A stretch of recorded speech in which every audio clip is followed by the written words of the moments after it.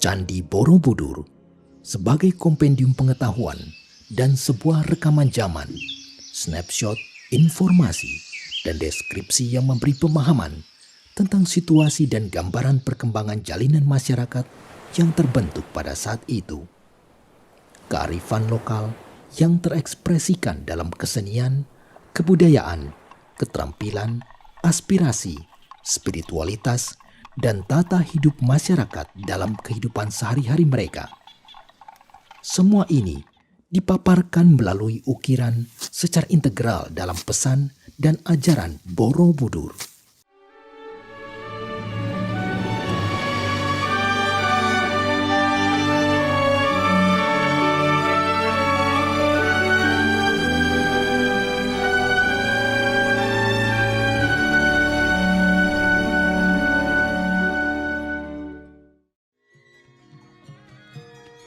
Musik adalah salah satu aspek peradaban yang terukir pada relief Borobudur, menampilkan berbagai jenis ensemble musik, tarian, dan alat-alat musik yang digunakan pada masa itu. Lebih dari 40 jenis alat musik yang dikembangkan secara lokal maupun yang diadaptasi dari luar negeri. Dengan rentang waktu yang lebih dari 1.200 tahun sejak dibangunnya Borobudur, alat-alat musik ini masih banyak sekali dapat kita temui dan digunakan sampai sekarang di berbagai daerah di Indonesia maupun di mancanegara. Perkusi adalah jenis alat musik yang paling banyak terukir pada relief Borobudur.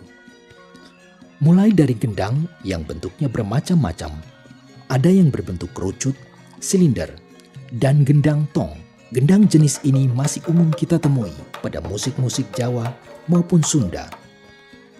Selain itu, ada simbal yang berbentuk piring atau roje, simbal mangkuk atau kecer, kenong, dan genta. Gambang merupakan alat musik yang dikenal dalam dunia seni karawitan Jawa, Bali, Sunda, dan Betawi yang masih populer sampai sekarang. Bilah gambang ada yang terbuat dari kayu atau bambu, dan ada yang terbuat dari perunggu atau yang sekarang dikenal dengan gambang gangsa. Yang tidak kalah menariknya adalah saron. Secara konstruksi hampir sama dengan gambang, namun hanya terdiri dari 7 bilah perunggu yang dibuat berdasarkan tangga nada pelok maupun slendro. Hingga kini, saron adalah alat yang selalu hadir dalam musik gamelan. Pada bagian alat musik tiup, seruling atau suling, adalah yang paling banyak jumlahnya. Selain suling, terdapat pula trompet, cangka, dan keledi. Keledi adalah alat musik tiup polifonik yang dapat membunyikan beberapa nada secara bersamaan. Alat musik unik yang sudah hampir punah ini masih dapat kita temui di Kalimantan Barat sebagai alat musik suku Dayak. Alat musik petik juga banyak terukir pada relief Borobudur, mulai dari yang berdawai tunggal hingga berdawai banyak. Alat musik ini masih dapat kita temui kemiripannya dengan yang ada pada saat ini, seperti gambus pada musik Melayu, sape pada musik Dayak, hasapi pada musik Batak, dan di mancanegara dapat kita temui liucin dan pipa pada musik Tiongkok. Ada relief yang menampilkan harpa. Alat musik yang berdawai banyak ini menyerupai harpa kuno Mesir dan adungu yang ada di Uganda. Menurut beberapa pakar, di abad ke-8 dan ke-9 itu, leluhur kita sangat mungkin sudah mengenal segenap unsur musikal modern seperti progresi, komposisi, aransemen, baik yang sederhana maupun yang bersifat kolosal. Baik musik kamar, musik upacara keagamaan maupun orkestra yang spektakuler. Perkembangan seni musik adalah salah satu bentuk kematangan sebuah peradaban. Dengan begitu banyaknya jenis alat musik yang ditampilkan dalam berbagai suasana, menunjukkan betapa kayanya peradaban nenek moyang kita pada saat itu. Dengan mencermati berbagai aspek peradaban pada ukiran Borobudur, semakin meyakinkan kita bahwa apa yang terukir pada reliefnya bukanlah hiasan maupun fantasi belaka. Tidak hanya keindahan dan kejeniusan pada setiap aspeknya, namun juga bisa dirasakan kesungguhan hati nenek moyang kita untuk memberi petunjuk hidup yang berguna bagi semua orang yang mempelajarinya. Sudah sepatutnya kita sebagai pewaris Borobudur tidak hanya mengagumi, namun mengenal, menggali, belajar, menerapkannya dalam kehidupan sehari-hari, dan melestarikan ajaran maupun bangunannya.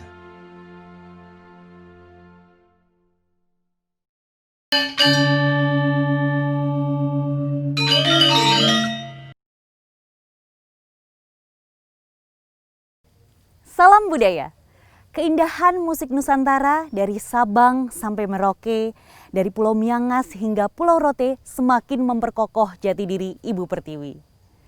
Lamci 2020 membawa ratusan gubahan musik Nusantara, karya ribuan anak bangsa yang semakin menjadikan cinta budaya Indonesia. Saya Nisa Hirtami, saat ini saya berada di pelataran Hotel Manohara Borobudur, Magelang. Dan tentu saja Anda sedang menyaksikan puncak apresiasi Lomba Aransemen Musik Nusantara Cinta Indonesia 2020. Lomba Aransemen Musik Nusantara Cinta Indonesia atau LAMCI 2020 digagas oleh Yayasan Atma Nusvantara Jati atau Atsanti dan Seniman Nusantara, juga didukung sepenuhnya oleh Direktorat Perfilman, Musik dan Media Baru, Direktorat Jenderal Kebudayaan, Kementerian Pendidikan dan Kebudayaan Republik Indonesia. Dan selanjutnya kita akan bersama menyimak sambutan dari Bapak Ahmad Mahendra dari Kementerian Pendidikan dan Kebudayaan Republik Indonesia.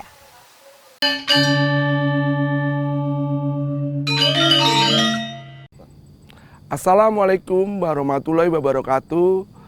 Salam sejahtera untuk kita semua. Namo Buddhaya, Rahayu. Saya Ahmad Mahendra, Direktur Perfilman, Musik dan Media Baru, Direktorat Jenderal Kebudayaan, Kementerian Pendidikan dan Kebudayaan, mengucapkan selamat atas terpilihnya peserta terbaik Lomba Aransemen Musik Nusantara Cinta Indonesia yang diselenggarakan atas kerjasama Kementerian Pendidikan dan Kebudayaan dengan Yayasan Atsanti dan Seniman Nusantara. Di tahun 2020 ini, LAMCI merupakan penyelenggaraan yang pertama. Walaupun penyelenggaraan yang pertama mendapat apresiasi yang luar biasa dari masyarakat, terutama di kalangan generasi muda. Terbukti dari ribuan peserta dimulai dari umur 6 tahun sampai umur 40 tahun. Kebetulan di tahun 2020 ini, penyelenggaraan yang pertama ini mengambil judul Kolam Susu ciptaan Yok Kuswoyo Kusplus. Hari ini akan diketahui 10 karya terbaik Lamci tahun 2020. Semoga karya-karya ini sangat bermanfaat untuk kita semua dan semoga ke depannya hal ini akan terus berkembang dan menjadi upaya pelestarian musik tradisional dan upaya untuk pemajuan kebudayaan. Walaupun baru diselenggarakan untuk yang pertama kali, penyelenggaraan Lamci ini sudah sangat keren sekali. Saya paham itu. Kementerian Pendidikan dan Kebudayaan sangat mengapresiasi hal tersebut karena hal ini sebagai upaya untuk mengembangkan musik Indonesia. Sekaligus kami harapkan Lamci ini sebagai wadah apresiasi untuk musik Indonesia, terutama untuk generasi muda. Kita tahu saat ini, terutama kementerian, sangat butuh wadah-wadah seperti ini. Kita mengapresiasi upaya-upaya hal ini, terutama untuk pemajuan musik tradisional Indonesia. Hal ini sekaligus sebagai upaya untuk pemajuan kebudayaan. Semoga Lamci ini terus berkembang dan terus menjadi wadah yang luar biasa bagi generasi muda Indonesia. Selamat untuk Lamci, terima kasih atas kerjasamanya. Wassalamualaikum warahmatullahi wabarakatuh.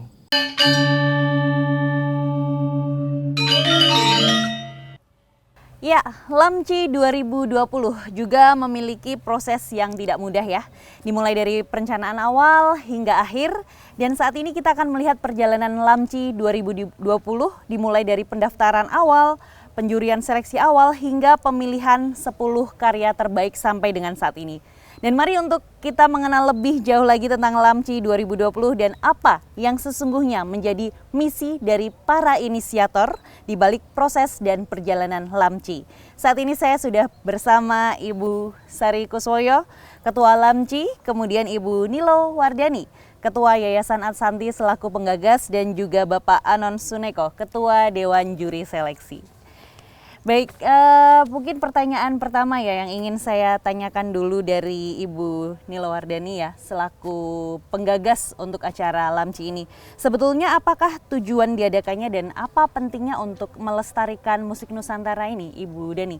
Kaitannya mungkin dengan generasi muda saat ini. Ya, baik. Pertama-tama, kenapa saya memilih musik gitu ya?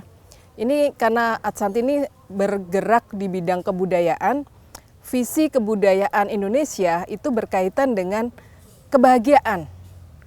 Indonesia bahagia. Dan salah satu yang membuat Indonesia bahagia dan mudah sekali kita cerna adalah musik. Jadi kenapa memilih musik? Karena itu berkaitan dengan visi Indonesia bahagia. Kemudian apa pentingnya untuk melestarikan musik tradisi kepada generasi muda? Yeah. Ini juga menjadi visinya Yayasan Adsanti, Mbak. Yayasan Adsanti ini ingin menjadi jembatan. Artinya jembatan dari puncak-puncak peradaban di masa lalu, dari nenek moyang kita itu, mesti sekarang dikenali, kemudian disosialisasikan kepada generasi muda, supaya tidak punah gitu kan. Nah, jadi di sini Adsanti ingin berdiri, menjembatani kita punya puncak peradaban di masa lalu, antara lain musik yang menggambarkan peradaban pada itu. Di Candi Borobudur ini ada 46 jenis musik ternyata. Dan itu mungkin kita nggak tahu kalau kita tidak adakan acara seperti ini. Dan ini yang ingin kami sampaikan kepada generasi muda. Jadi kita punya kaya sekali tradisi musik, kita punya banyak sekali alat musik. Dan ketika dimainkan itu ternyata bisa menjadi sebuah harmoni yang luar biasa yang menggambarkan Bhinneka Tunggal Ika di Nusantara ini, di Indonesia ini. Begitu, Mbak. Oke, baik. Terima kasih Ibu Dani. Nah, selanjutnya Ibu Sari selaku ketua sendiri, bagaimana Ibu kemudian melihat proses yang sudah dijalani dan bagaimana antusiasme peserta? Saya dengar pesertanya sangat banyak ya, sangat antusias nih untuk mendaftar, dan apa sebetulnya mungkin ada yang menarik yang bisa kita bagikan kepada penonton? Ya, betul bahwa proses kami memang tidak mudah ya, karena kami berpikir bahwa tidak banyak anak-anak muda sekarang yang memahami bahkan mencintai seni budayanya sendiri, khususnya seni musik Nusantaranya. Tetapi kami dan juga para juri amat sangat tercengang karena ternyata walaupun Lamci ini adalah lomba yang baru pertama kali dilaksanakan, kami menerima 233 peserta ya. Karya. Jadi dan pesertanya itu kurang lebih 1.285. 1.285 luar biasa sekali. Jadi dengan sebuah lomba yang sebenarnya kami pikir akan menjadi sesuatu yang waduh ini Susah. bagaimana ya, apakah anak-anak muda akan tertarik untuk mengikuti lomba ini, ternyata tanpa disangka-sangka banyak sekali kaum muda yang masih mencintai dan masih ingin memegang tradisi musik budaya Nusantara. Iya, sampai ribuan ya, dan itu dari seluruh Nusantara. Betul sekali, betul sekali. Jadi Sumatera terwakili, Kalimantan terwakili, Jawa, Sulawesi, bagian timur ada beberapa, NTT. Gitu. Tetapi memang bagian tengah dan barat ya luar biasa, luar biasa. Wah, itu ya. Jadi luar biasa, ada 1.285 karya. Nah, ini kaitannya 233 karya. Pesertanya 1.285 orang. Oh, baik. Karena ini memang kita memilihnya lomba ini kelompok. Kenapa? Karena kita mesti menyampaikan bahwa nilai-nilai sinergi, bukan individu yang tampil tapi kelompok. Karena itu butuh sinergi. Oh, Gitu. baik. Jadi ada memang nilainya, harus kelompok ya, nilainya kerjasama, kemudian sinerginya seperti apa menjadi penilaian. Nah, Ada ini kan harmoni, gitu. kaitannya dengan ribuan karya tadi nih, kemudian berkaitan dengan seleksi dari juri nih, Mas Anon sebagai ketua Dewan Juri. Apa yang kemudian menjadi tantangan terberat ya untuk proses seleksi Lamci ini, dan dari ribuan karya itu bagaimana kualitasnya kemudian? Ya, tantangan terberatnya adalah karena sangat tidak mudah memilih 233 karya ya, yang terdiri dari 1.200-an peserta total.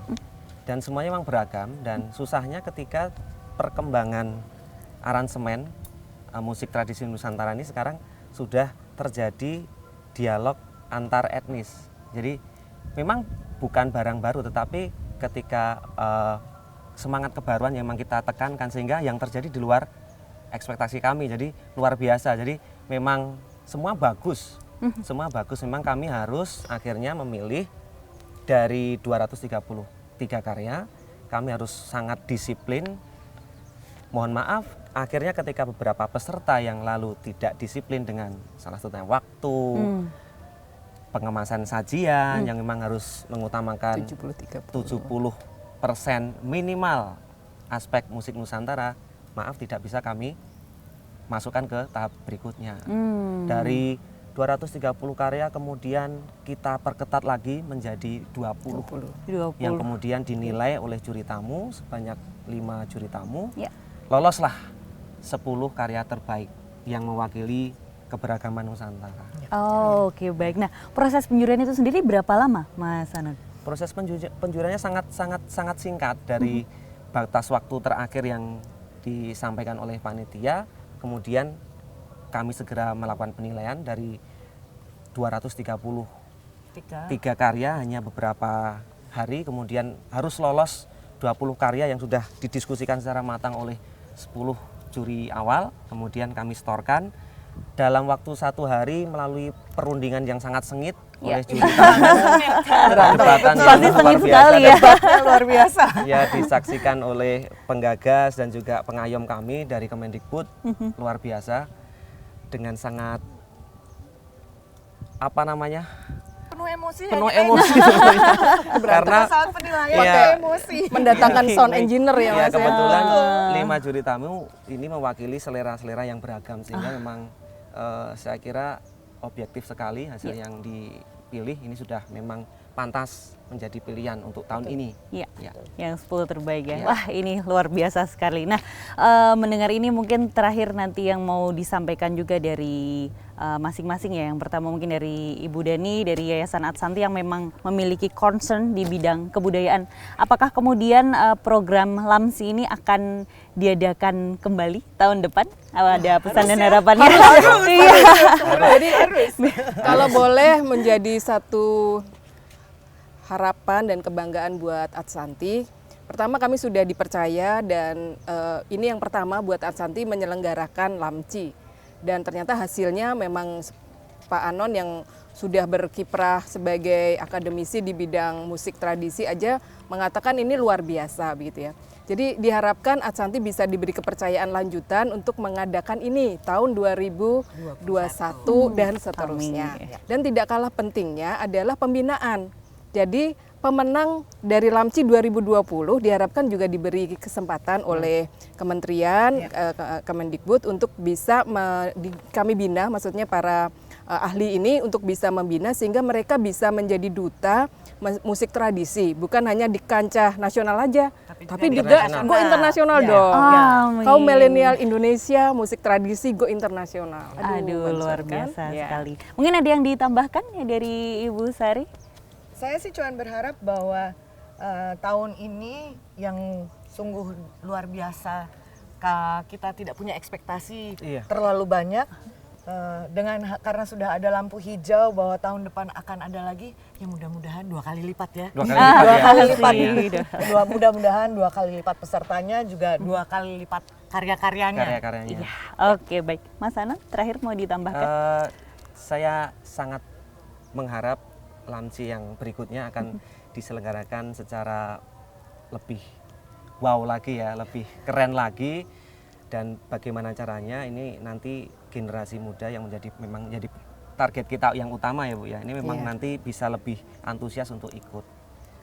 Baik, dengan demikian berakhir sudah bincang-bincang LAMCI 2020 dan tentunya harapan kita bersama ini menjadi suatu hal yang selaras dengan niat baik kita semua.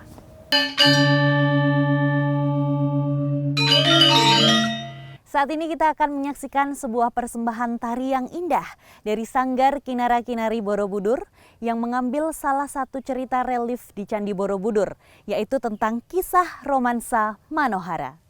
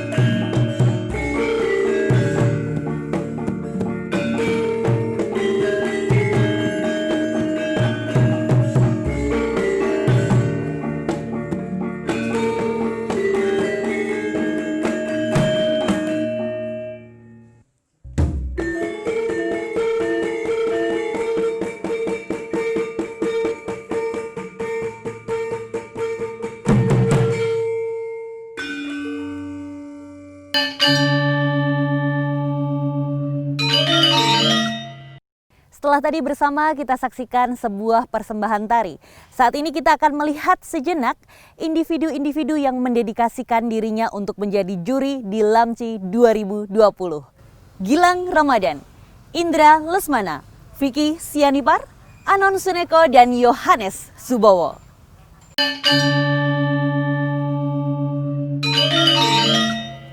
Akhirnya kita sampai pada momen yang memang sudah kita tunggu-tunggu, yakni pengumuman 10 pemenang terbaik LAMCI 2020 dan 1 pemenang terfavorit LAMCI 2020.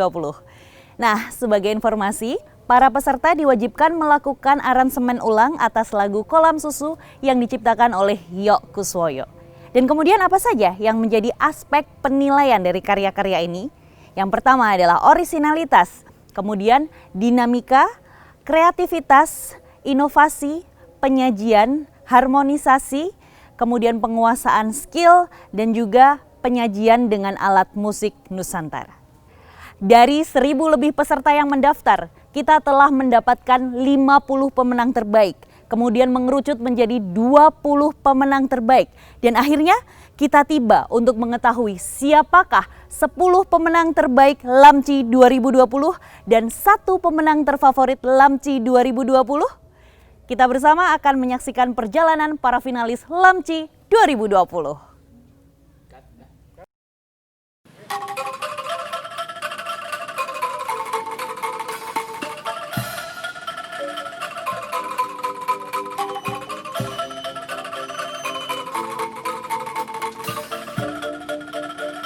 LAMCI 2020 ini dapat melibatkan 233 karya yang luar biasa, beragam dari Sabang sampai Merauke, dan saya terharu karena ternyata musik tradisi kita, etnik Nusantara ini sangat berpotensi dikembangkan sesuai dengan zaman, perkembangan zaman.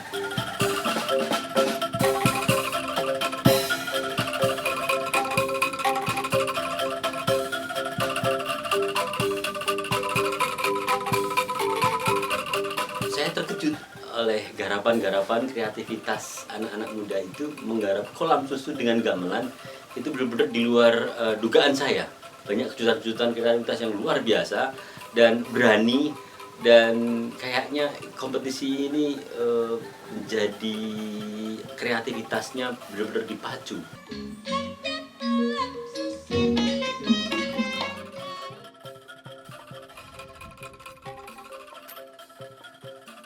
Dari keanekaragaman yang ditampilkan, mereka berani eksis dengan aliran musiknya masing-masing, dengan kebanggaan akan musik tradisinya masing-masing. Dan itu sangat menggembirakan dan membahagiakan bahwa Indonesia sedemikian kaya, Indonesia sedemikian beraneka ragam, dan masing-masing sangat berantusias untuk mengikuti event ini.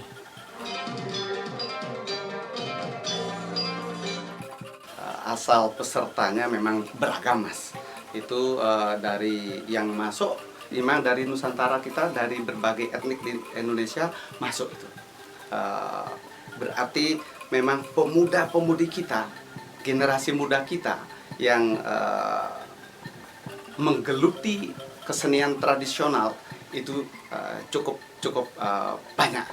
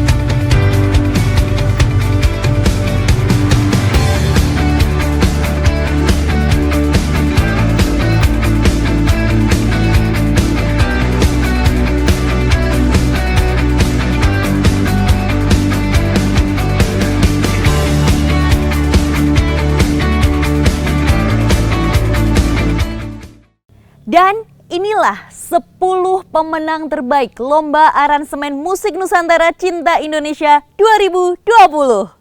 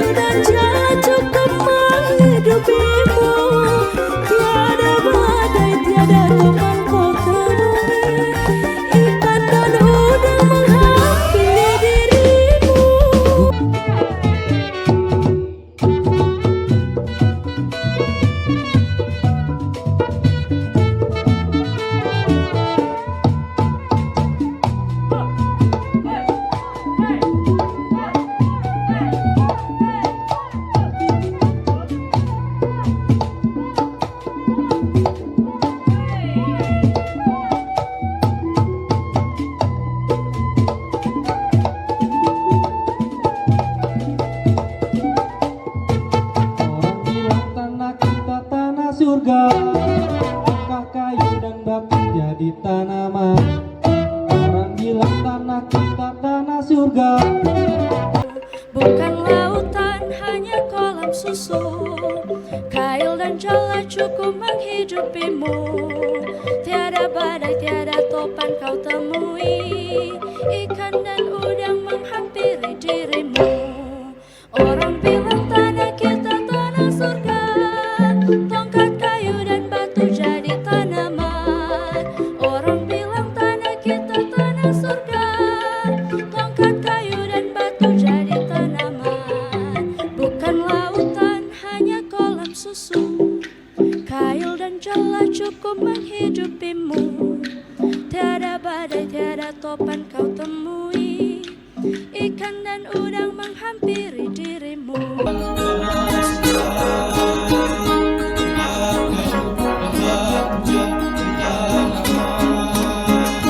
Orang bilang tanah kita tanah surga.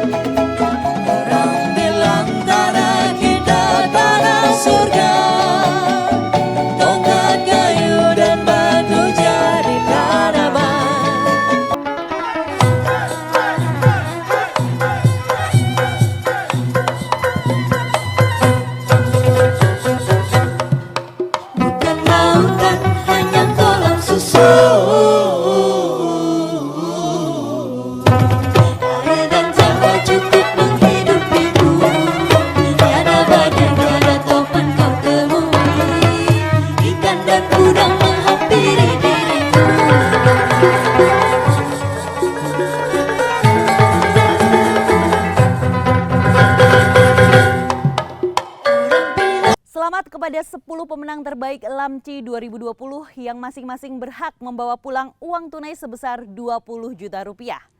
Hadiah ini dipersembahkan oleh Kementerian Pendidikan dan Kebudayaan Republik Indonesia. Dan tentunya besar harapan kami agar seluruh peserta Lamci 2020 tetap selalu dan berkarya melestarikan warisan budaya melalui musik tradisional Nusantara.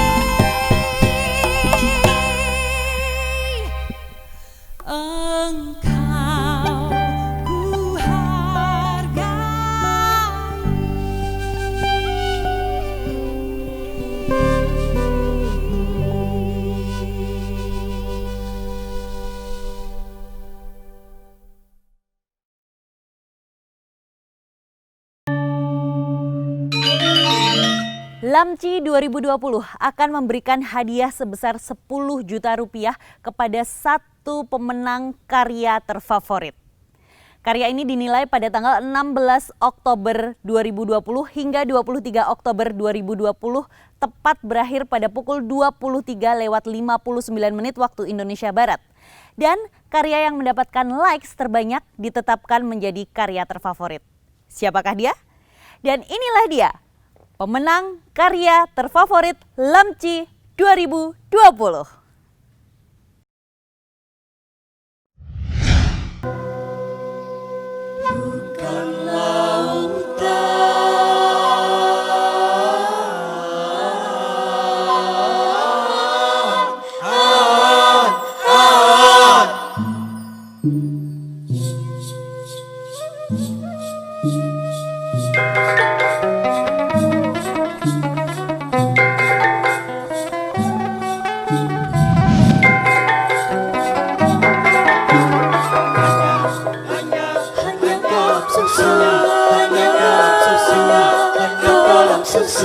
Hanya kolam susu, hanya kolam susu.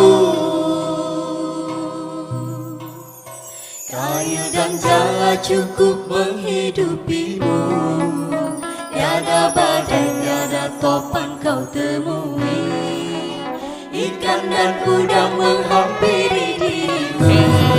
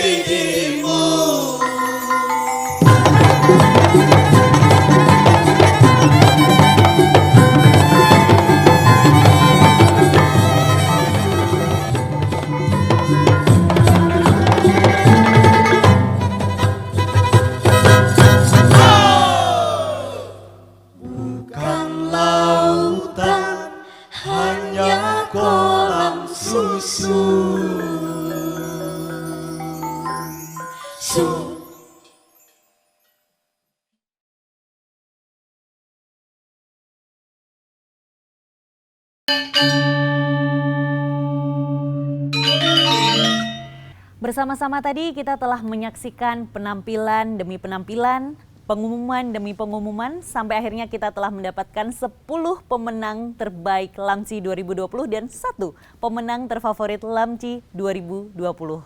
Tidak terasa saat ini kita telah berada di penghujung acara. Saya sekali lagi mewakili Panitia LAMCI 2020 mengucapkan selamat sekali lagi kepada seluruh pemenang dan tentunya kepada seluruh peserta juga diharapkan untuk terus semangat berkarya memberikan sumbangsihnya bagi warisan musik Nusantara. Terima kasih juga kami ucapkan kepada Kementerian Pendidikan dan Kebudayaan Republik Indonesia yang telah memberikan dukungannya secara penuh kepada LAMCI 2020. Dan juga tentunya terima kasih kepada seluruh narasumber di balik layar, seluruh panitia, seluruh insan budaya, insan musik dan seluruh pihak yang telah membantu terselenggaranya LAMCI 2020. Dan ucapan terima kasih khusus ditujukan kepada Hotel Manohara Borobudur atas dukungannya sehingga puncak apresiasi Lomba Aransemen Musik Nusantara Cinta Indonesia atau LAMCI 2020 dapat terselenggara. Tidak ada gading yang tidak retak. Saya sekali lagi mewakili Panitia LAMCI 2020. Mohon maaf apabila terjadi kekurangan selama dalam penyelenggaraan. Untuk itu akhir kata saya Anissa Hertami, saya pamit undur diri. Sampai jumpa di LAMCI 2021 dan salam budaya.